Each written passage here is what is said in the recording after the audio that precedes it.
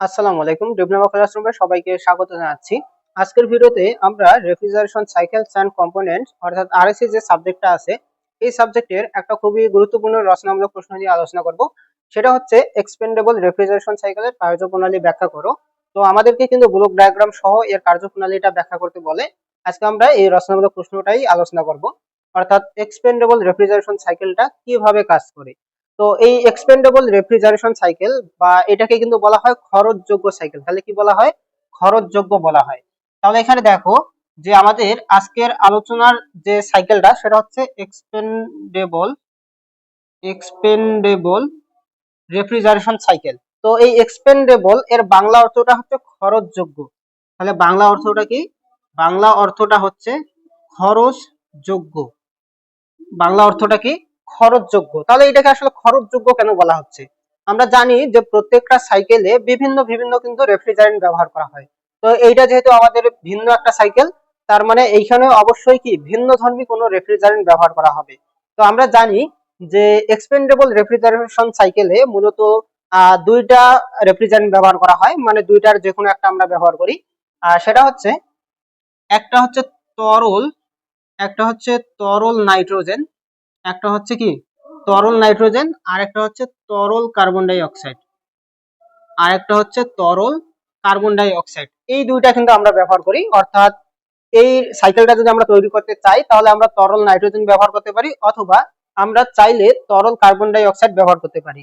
এইগুলা হচ্ছে কি রেফ্রিজারেন্ট। এইগুলা কি? এইগুলা হচ্ছে রেফ্রিজারেন্ট। এইগুলা হচ্ছে রেফ্রিজারেন্ট। তো এই দুইটা রেফ্রিজারেন্ট কিন্তু ব্যবহার করা হয়। তো এই রেফ্রিজারেন্ট গুলো যখন ব্যবহার করা হয় তখন এইগুলাকে কিন্তু পুনরায় রিসাইকেল করা যায় না।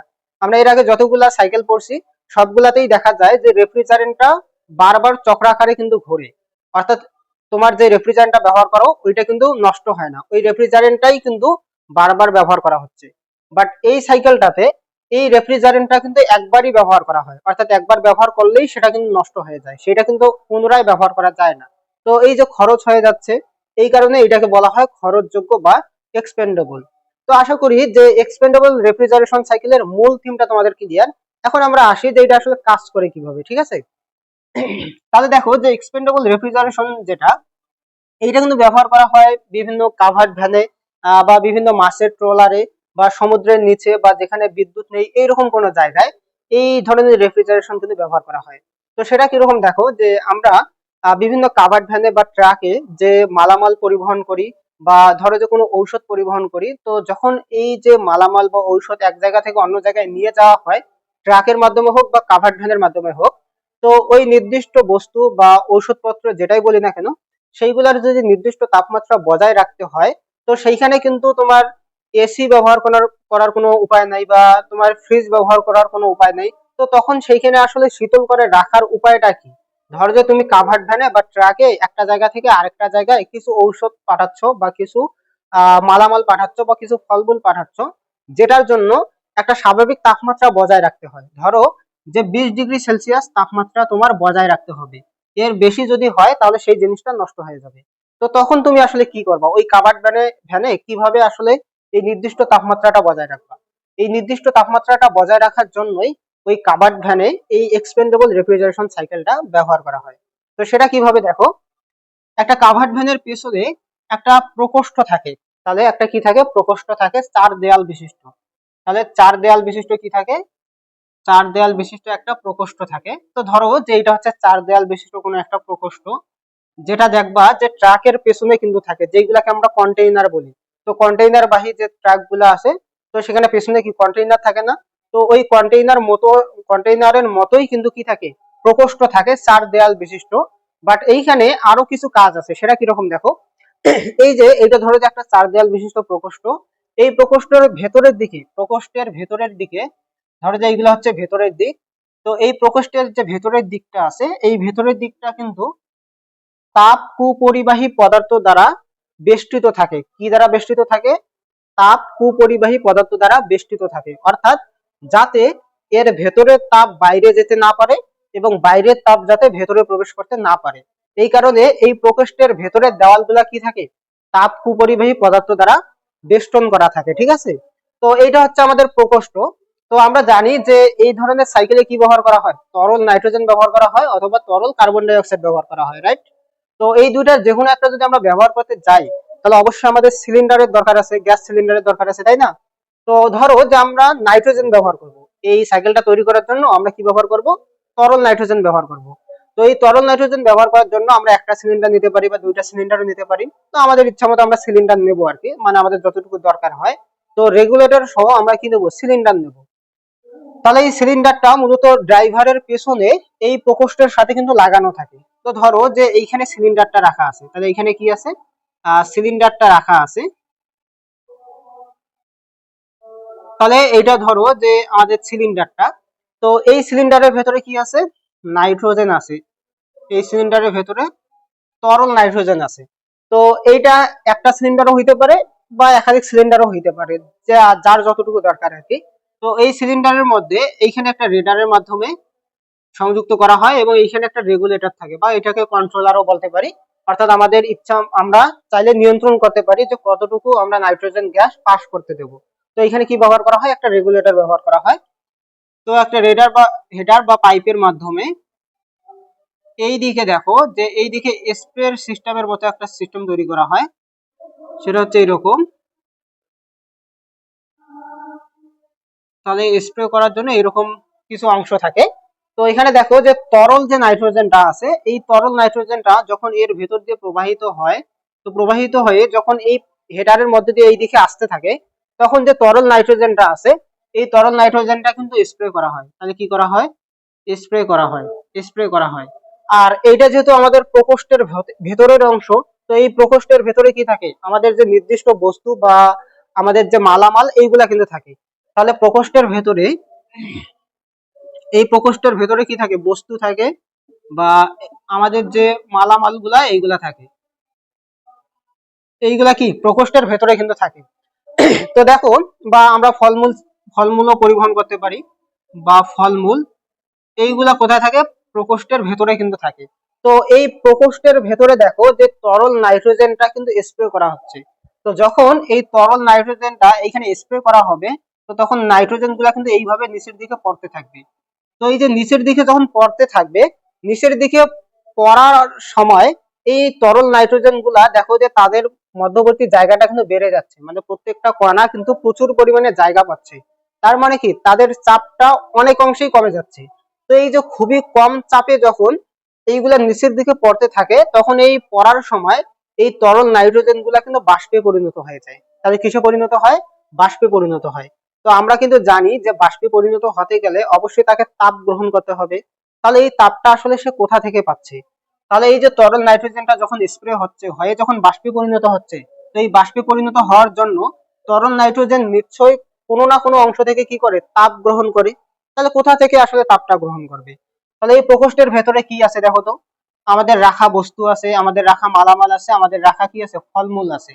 তো এই জিনিসগুলা থেকেই মূলত এই তরল নাইট্রোজেন গুলা কি করবে, তাপ গ্রহণ করবে। তো যখন এই জিনিসগুলা থেকে তরল নাইট্রোজেনটা তাপ গ্রহণ করবে, গ্রহণ করে কিসে পরিণত হবে, বাষ্পে পরিণত হবে। তাহলে এখানে দেখো যে পড়ার সময়ই কিছু তরল নাইট্রোজেন বাষ্পে পরিণত হবে এবং কিছু তরল নাইট্রোজেন কি নিচের দিকে পড়ে যাবে। তো যখন নিচের দিকে পড়ে যাবে, তখন সেটা কি এই বস্তুগুলোর সংস্পর্শে থাকার কারণে সেগুলাও কিন্তু বাষ্পে পরিণত হবে। তো এই যে বাষ্পে পরিণত হওয়ার সময় যেহেতু এই জিনিসগুলা থেকে তাপ গ্রহণ করে নিচ্ছে, তার মানে আমাদের ভেতরের যে অংশটা, এই ভেতরের অংশটা কি ধীরে ধীরে কিন্তু ঠান্ডা হচ্ছে। তো এখন কথা হচ্ছে যে এইখানে যে তরল নাইট্রোজেন গুলা যে বাষ্পে পরিণত হচ্ছে, এই বাষ্পটা আসলে কোথায় যাচ্ছে। তো এই বাষ্পটা বের করে দেওয়ার জন্য পিছনের দিকে এই দিকে ছোট একটা ছিদ্র পথ থাকে। তাহলে ছোট একটা কি থাকে, ছিদ্র পথ থাকে, যেই পথের মাধ্যমে এই যে বাষ্পটা বা এটাকে কি বলতে পারি, নাইট্রোজেন গ্যাসটা, এই নাইট্রোজেন গ্যাসটা বাইরে বের হয়ে যায়। তাহলে দেখো যে তরল নাইট্রোজেনটা এই খাদ্যবস্তু বা মালামাল থেকে তাপ শোষণ করে বাষ্পে পরিণত হয়, হওয়ার পর সেই বাষ্পটা কি করে, বাইরে বের হয়ে যায়। তাহলে দেখো যে আমরা যে নাইট্রোজেনটা ব্যবহার করছিলাম, সেই নাইট্রোজেনটা কিন্তু বাইরে বের হয়ে যাচ্ছে। তো যখন বাইরের পরিবেশে বের হয়ে যাবে, ওইটাকে কি পুনরায় আবার ব্যবহার করা যাবে, যাবে না। তার মানে যে নাইট্রোজেনটা ব্যবহার করতেছি, সেই নাইট্রোজেনটা কিন্তু খরচ হয়ে যাচ্ছে। এই কারণে এইটাকে বলা হয় এক্সপেন্ডেবল রেফ্রিজারেশন সাইকেল। তো এইটা দেখো যে বারবার চলতে থাকে। তো এইটা যতক্ষণ পর্যন্ত চলে, ততক্ষণই দেখো যে ভেতরের পরিবেশটা কিন্তু ধীরে ধীরে ঠান্ডা হয়। তাহলে এটা যতবারই চলতে থাকবে ততবারই কিন্তু ভেতরের পরিবেশটা কি হবে, ঠান্ডা হবে। তো এইভাবেই কিন্তু ভেতরের তাপটাকে বাইরে বের করে নেওয়া হয় এবং ভেতরের পরিবেশটা ঠান্ডা হয়, বস্তু মালামাল ফলমূল এইগুলাও কি হয়, ঠান্ডা হয়। কিন্তু এখন কথা হচ্ছে যে এইগুলাকে তো আর ইচ্ছা মতো ঠান্ডা করা যাবে না। বস্তুর আমরা ভেতরে যে জিনিসগুলা রাখতেছি তার জন্য তো একটা নির্দিষ্ট তাপমাত্রা দরকার, তাই না? ধরো যে আমাদের এই জিনিসগুলা, ধরো যে 20 ডিগ্রি সেলসিয়াস তাপমাত্রা ভালো থাকবে, 20 ডিগ্রি সেলসিয়াস তাপমাত্রায় কি থাকবে, ভালো থাকবে, এর বেশি তাপমাত্রা বাড়ানো যাবে না, তাই না? তো এখানে দেখো যে এই তাপমাত্রাটা নিয়ন্ত্রণ করার জন্যই আমরা চাইলে একটা থার্মোস্ট্যাট ব্যবহার করতে পারি। তাহলে কি ব্যবহার করতে পারি, থার্মোস্ট্যাট, থার্মোস্ট্যাট ব্যবহার করতে পারি। তো এই থার্মোস্ট্যাটের কাজ কি, এই থার্মোস্ট্যাটের কাজ হচ্ছে নির্দিষ্ট তাপমাত্রা বজায় রাখা। ধরো যে আমরা নির্দিষ্ট তাপমাত্রা দিলাম হচ্ছে অ্যারাউন্ড 20 ডিগ্রি সেলসিয়াস।